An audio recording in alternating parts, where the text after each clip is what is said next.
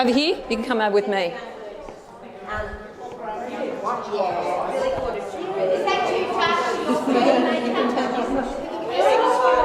Yep. Oh, they're all right. Are you okay with that light level? Yeah. Okay, thank you. You'll be cool. I'll be cool. Should be fine. Okay, I think we might even start. Use the teacher's voice. Does that look all right? Yeah. We ready? Okay. Thank you for everyone for coming today. First thing I'd like to do will be acknowledge the Dharawal people, their elders past and present. And today, my name is Susan McCalister, and I'm the Secretary of Illawarra Association for the Visual Arts, and I have the honour of giving the first talk today, followed by my dear friend and very accomplished artist, Lorna. And we'll end the talk with any questions that you might like to have. The talks originated with finding out what makes an artist and their life. Some artists have more challenging lives than others, but it's a battle for all of us. It's something you have to do. My family, I'm one of 5 children. I was born in the Illawarra. I went to local schools. When I didn't do art at school because in my generation art was for the dummies. I had to do French. I just roll my eyes because I'm hopeless at French. I can't even read a menu after 4 years of French. But I loved art passionately. When I left school, the only really creative thing that was available to us was drafting, and that's where I met Lorna. We both were draftswomen, not draftspersons, but draftswomen at Port Kembla, at the steelworks in the survey department. I had a couple of really good years there. We studied TAFE together, and then I married my dear husband David, and we went to South Australia to live. I worked in civil engineering drafting in South Australia for 12 months, so when my husband finished Teachers College, I went to Teachers College and I went to Murray Park CAE, where I was fortunate enough to be able to do not only my education subjects, but I also, being new to the state and knowing nobody except my husband, I was adopted by the art department, and I did a major in sculpture, I did a sub-major in drawing, and I did a sub-major in ceramics, as well as how to teach art. Anything to do with art's what I did, because that was my passion. Colin Burchett was my probably most influential person at that time, and he was in charge of sculpture and drawing, but he also at the South Australian Art School, he was their head lecturer in those 2 areas. Graham Gunn was the ceramic teacher, also an amazing man.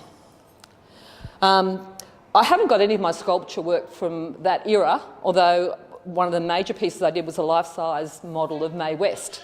We were doing a major thing on sexism at the time. And in my ceramics, I did a whole series of ceramic boob pots, we ended up calling them. I probably did about 60 all in all. They were a comment on sexism or how males of that era were looking at females, boobs and bums. That was only one. There was a whole series of twisting and winding ones. It was great fun. I then went back to New South Wales teaching. I taught straight grades for 1 year and started my family. I still had the passion for art, so I taught WA ceramics at Woonona High and Wollongong High. Great, loved it. It was just fantastic. And I also at that time was selling my work at the craft shop at Thrill, where I amazed myself by selling enough to buy my first proper kiln. I continued teaching after the children. I think I volunteered one day to teach at my daughter's school, teaching art to the Year 6, and I managed to get a job 3 days a week teaching the children art, which was great. But I needed to work with other people, and I decided I'd go to the TAFE, which is the most amazing time, and I did ceramics there. I was blessed again with my teachers. Don Court was wonderful. Lawrence Mearing was inspirational, but I think Alan Peascode was the person that influenced me most in those times. And I think I had about 5 or 6 years of part-time work, part-time study with Alan, who I was lucky enough that his family had lived not far from us and took me under his wing a little bit, did lots of glaze technology and whatever. I then went off to the sculpture department where I continued doing some clay work. Jenny Johnson, Derry Mesem, Derry's got a piece upstairs I just noticed, and Kevin Norton, again, inspirational. I did a variety of work, lots of wood collage. This is only a tiny bit. I'm a bit of a compulsive person. I will get on to a type of work and I continue it and continue it and continue it until I'm sick of it, and then I move on to something else. With Kevin, I did welding, which I really loved. What's that? Again, and then I combined the welding and the wood collage and did another series of work, all different shapes and tying wooden and metal pieces in knots. The first kind of competition I think I entered locally was the Thrill Seaside Art Festival, where I won the sculpture on the shore entry. This was a comment on refugees, and it's a bit dark really. In the sand I had faces buried with just the faces looking up, so it was a little bit disturbing I think for some of the kids, but it was making a comment on the way we treat and think about refugees at the time. Another entry I did in it was high-rise living. People living in close proximity never actually have any experience of each other. That was a year's work nearly.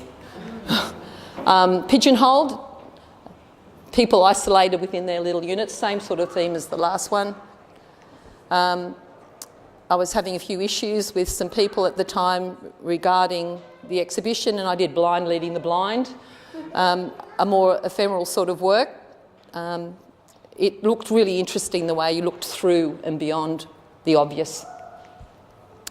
After I finished doing as many courses as I could in fine arts and in sculpture at the TAFE, Jenny Johnson and Kevin convinced me that if I wanted to do art history and continue my art career, the National Art School was a good place to go to. So I got portfolio work together and off I went. I had the best time of my life there. It was wonderful.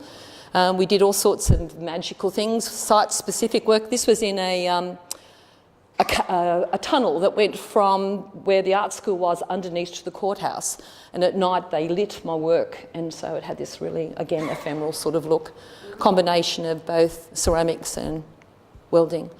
At the National Art School you have to do everything. It was a wonderful education in all areas of art. We did photography, I did printmaking, lots and lots of drawing. I think you have to do a major in drawing, you have to do a major in your main area, and art history is a compulsory major too. So besides doing the carving and the welding and printmaking, photography, I ended up my final year, one of the lecturers came to me and said, look Susan, you don't have to do everything. You know, you make up your mind what you want to do and do it well. And he kind of led me on to doing clay work. So my drawing in the background, the waiting room, people looking completely bored, again, being isolated within a crowd. Contemplation, these works is probably about yay big. United We Stand. I then decided to do an interaction between my beings. We did a whole series of dance and they became almost like contortionists. People piled on top of each other. I also had to do bas relief, betrayal. It was only one of a series I worked of people tumbling in and out and showing again relationships. This is a spooky. This has been up in a tree down, I have a studio down at Bateman's Bay. And my husband put this in the tree for me, and it's been there for about, 10 years? Yeah, 10 years. And the tree is growing actually around this face. And the sap that's come down at night, I call it the guardian because it is just out there. my work tends to be small. To be in a lot of the exhibitions, you need to do larger work in sculpture, and I decided to do some more ephemeral work, and I did lots of these weavings in metal, and it went through stages from birth to all the different stages of your life. This second middle one here was getting to dementia, lost memories floating around, and each one of the little pieces joined in there has a word, a comment, something that relates to a place or a time. There's a key that has no explanation. And the next one past it in the series was the unravelling. So it had pieces just coming apart, just being held together. Went back to clay. Together We Stand. That was a little bit about unions at the time, political comments. And then I started using my studio down the coast, down at Bateman's Bay at Benandra. And this was the first of a series I did. I won the Thrill Seaside Art Festival in 2015 with Sound of Silence. Belonging 2016. This actually was done when my son first told me he was having a child, and I've got all this funny feeling, and I made him holding a child, but then he had twins. So I couldn't give it to him because there were two of them. So that one, I ended up selling that one. So one day I might do one with 3 kids because he's now got 3. And again, I won the Thrill Seaside Festival with this piece, which is Stand By Me. And I did this one specifically for Refugee Week, and I donated that one through, which is Captain of Your Own Boat. Attitude. Empty nest that was very relevant at that time. My husband and I downsized, and the little bird's nest, I found it, so I decided I was going to put that into a nice little work, and I just wish I had more of those little containers because it was really fun doing something a little bit more personal and combining a few different media. Adam's Rib, that's really quite a large piece. I was just getting myself around doing bigger things. Extremely heavy. I don't do solid pieces of that size anymore. I now use some of my ceramic skills to carve and cut it out and do all sorts of things. Somnos series, there's been about 6 of these since then. They've quite a range of sizes from here down to there. Deliciousness of Sleep was part of our Belconnen feast exhibition I had with IAVA. It was a lovely exhibition. Another one in the same series. I've been recently doing some more sleeping type of pieces. This one was exhibited down at Bateman's Bay, and these are the start of some of my new works that I've been doing over the last 18 months, and they're much bigger. Okay, thank you very much.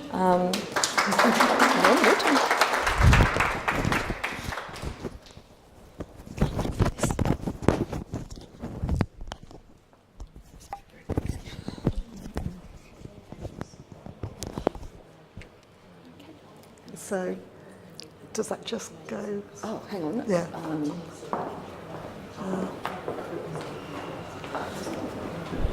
Thank you so much for coming. Thank you for coming. Yeah. It's kind of really funny because I used to work here as a draftsperson working for in the council after survey. So, yeah, downstairs we had morning tea. Yeah. Susan's and my relationship has been really interesting. We've stayed connected as friends since our time at BHP, and we both had a passion for wanting to go to art school because we both had to get a real job. Yep. And my dad was working at BHP, so he got me the apprenticeship at Land and Engineering Survey Drafting Department. Great to see a couple of our fellow drafties here.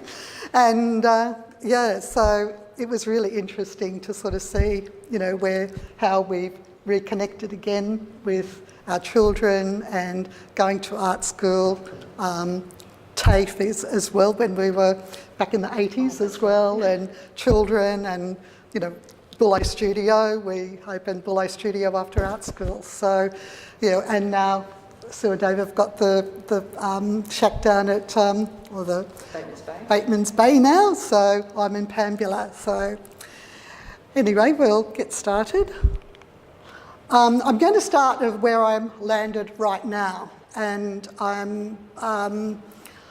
I've become known as the brush maker. So I'm going to start here, and then I've picked out quite a few. Is that going to play? Yep, there we go.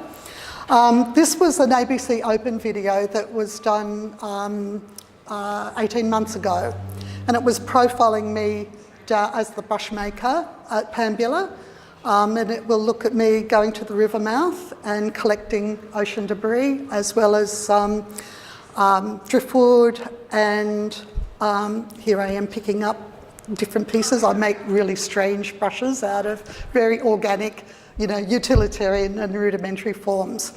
And a couple of young students won a prize to be able to make this film with Vanessa from ABC Open Southeast. So it was a great opportunity to work with some really young 16-year-olds. So they did all of the video work and interviewed me. And so here I am in my studio. So I thought this way you can get a chance to see me in my studio, my space.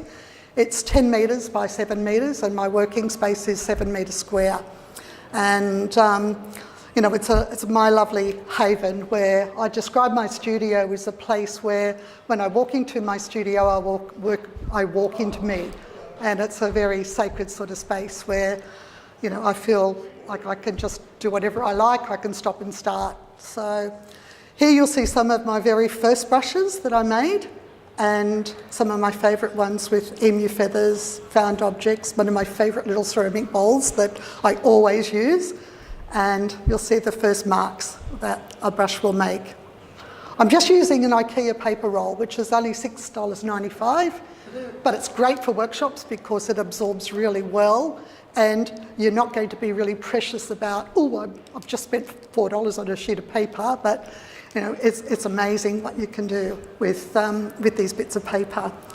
So I love making really interesting brushes, but I was so obsessed with what the marks that you could make with them, and how every brush has got its own breadth, and it will make its own mark. So even if it's the same calligraphic brush or the same feather brush, it will have its own. It will make its own, you know, unique mark.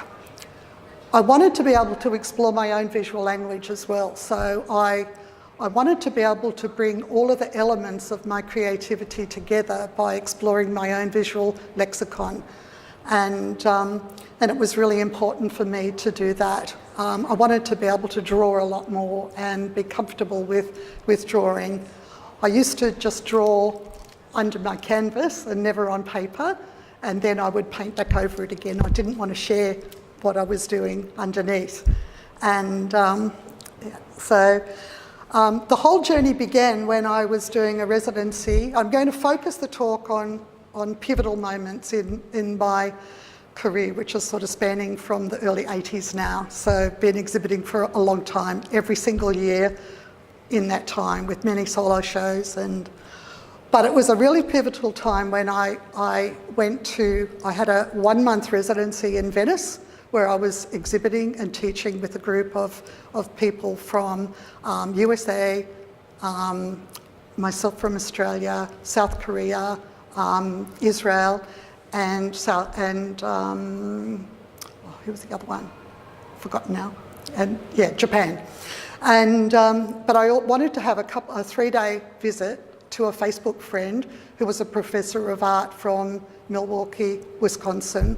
So I had 3 days with her, and she wanted to, at our last day together, she said, wouldn't it be great if we could make our own brushes? And I said, I've been wanting to do that for ages. So we challenged each other. So this is Alison B. Cook's 4 brushes that she's made. I made my very first brush, and just using a Grevillea. This is the first mark that I'd made. And I then continued to explore a lot of different ways of brush making using deconstructed musical instruments. I did a performance at the Nishi Gallery in Canberra, and the curator there ended up recording the first mark, the first sound that the brush made. And then I worked again the next day listening to a soundtrack and making these huge, great big works of mark making, using the deconstructed musical instruments as brushes on pianola scrolls. So that's continued to be in my work. I do a lot of workshops, so a lot of my workshops I have a lot of paper left over, so I decided to put them into a booklet form, and I had a big exhibition. This is in my studio, and I had a big exhibition 18 months ago in Brisbane where I suspended about 36 books from the ceiling about that wide down to the floor, and it was just so good. And I realised that, you know, a lot of the places that I'd visited and been, all of my, I started to understand my own visual language much more, and now making artist books out of it as well. So when I do a workshop, I get people to make their own brushes, we do mark making, and then they can have a record of that by making their own artist book as well, so they can understand their own visual language. So these pianola scrolls can be 10 metres long, and I do continuous drawing. I did one night, I ended up getting up at 4 in the morning and I worked on 4 continuous scrolls. So I worked until 10 o'clock that morning, so I did 6 hours of continuous drawing. This one is sort of where I'm kind of landing a little bit more now, with working on an X-ray of, an old X-ray, using marble dust and acrylic. And then I overdraw with my handmade brushes as well, and that was in the show last year. And now I'm collecting lots of different materials and overdrawing on found pieces of paper and then making them into artist books. So this was the piece that you would have seen in the video, and that was framed in the exhibition. My early career started in Wollongong, born in Wollongong, and did the drafting, lots of other jobs as well. But it wasn't until I went to art school at the first year in the early 80s, so did the Associate Diploma of Creative Art, painting major, printmaking as a secondary, and then also textiles. So all of my work is kind of coming together now, and I'm re-looking at my early work. This one won the Illawarra Art Prize, and it's 4 foot square, 1.2 metre square, I should say. And I haven't got many images because I didn't really have a camera back then. So I found these drawings the other day, and they really relate to where I'm at now, and I thought it was really interesting to see these pieces, which are really quite small, sort of postcard size. And this one I did just after I'd completed art school. After art school, I, with a group of people, Audrey Bernays and Kathy Sue Bessel and she wasn't there when I was there. Yeah, and it was Maria Wasson, the 5 of us, opened Bullo Studio. But I've also had strong connections with Art Arena as well, and Bullo Studio. Lived in Canada and exhibited in Canada, and then moved to Canberra. So I'm going to focus on artist residencies, because I think as artists I kind of realised that, you know, living in Wollongong and then going to Canberra, in Wollongong you don't have it was really hard to get funding, and I know that, speaking to Susan as well, it's sort of still hard to get funding, and where I live now it's even more difficult to get funding, but in Canberra it was great because there were so many different opportunities. So I was able to get a residency at Riversdale, one of the very first ones before Bundanon was built. I then went to, all of these residencies, bar Broken Hill, have been funded by me. So I save up, and I did, the Broken Hill one was a really interesting one because we we're so lucky we got a $1,000 grant to get to Broken Hill, divided by 4 people, and the audit cost us $200, and we got $200 each. So I said, I'm never ever going to apply for a grant again. So I self-fund all of these. So so I've been to Berlin, did a 1-month residency with support by John Martin. Some of my earliest tutors, I'm going to reflect back again, like my most exciting ones were Ron Lambert, Paul Higgs, John Martin, who I didn't have but was a very strong part of him mentoring me and supporting me. And yeah, it was just an incredible experience. I just loved my time at the university there. And I think that it opened my eyes about, with Art Arena opening, and we had this sort of like courage about, well, we can do anything we like. Canada Exchange was really good because it was we exchanged with Art Arena and Hamilton Artists Inc, and it was the first international artist-run space exchange exhibition, so that was pretty cool too. But you can make things happen if you put yourself in the right place. So, I've been in residencies to New Zealand, Venice, Bundanon again, and Barcelona and Bruny Island. But I'm now going to focus on the Berlin one because Berlin made me so strong, and I've got a Berlin attitude now rather than anything else. So it was a really exciting time. I even taught myself how to make a video, edit a video, and that was incredible just using the iMac. So I did a lot. These paintings were 1.5 by 1.2 and had a big solo show in Belconnen Art Centre. So I had 11 of the big canvases, as well as these drawings were 6 foot long by, be 2 foot wide, I think they were. And I also did a video projection on a flat screen, and I did a video projection onto the multifaceted ceiling as well. And it was opened by the German Vice Chancellor, so that was pretty cool. And so a lot of the Berlin attitude came out, like standing at the foot of the Brandenburg Gate on the 20th anniversary of the fall of the Berlin Wall, with John Martin telling me all about, this is, you're so lucky you're going to be here now because you've got some of the best exhibitions, and it was just incredible. And to see a lot of the post-war work, and see people like Max Beckmann's work, and some amazing exhibitions. And I think the one that changed me most was seeing the Kathy Kollowitz show and just working on, whatever she could find. And so I thought, stuff this, I'm just going to go out and buy some paper. And I just got some craft paper and started working really small with ink, but the other drawings were really, really large. The Venice project was also really interesting because I started to work collaborative in the fairly recently it would have been some 2012 and 2014. I'd started working with Carl Hayward from the USA, and we were working collaborative where we would share fragments and then rework them. And I learned a lot about letting go because I had to lose control of how the outcome would be. And so there's Carl's work is on this side, my work is on the other side and I was using lovely layers as well, and I really love building up these really interesting layers. These are some of our very first ones that Carl and I did as collaborative pieces, and these ones would be 90 by 65 each. This is another one that toured in Venice as well.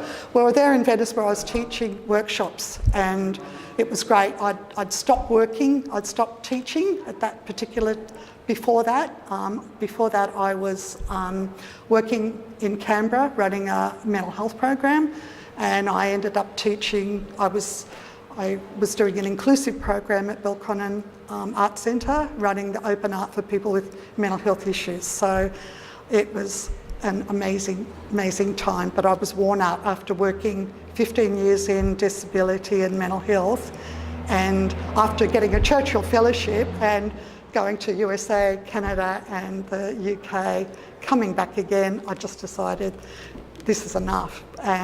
But going to Venice, I realised that my gift is actually teaching. So I decided that I'm going to teach again, and the brushes were all a part of that. So these are part of the works that I was on show. Had on show in Venice. But I met some other really interesting people where I was invited to be in a show that was questioning what is a drawing.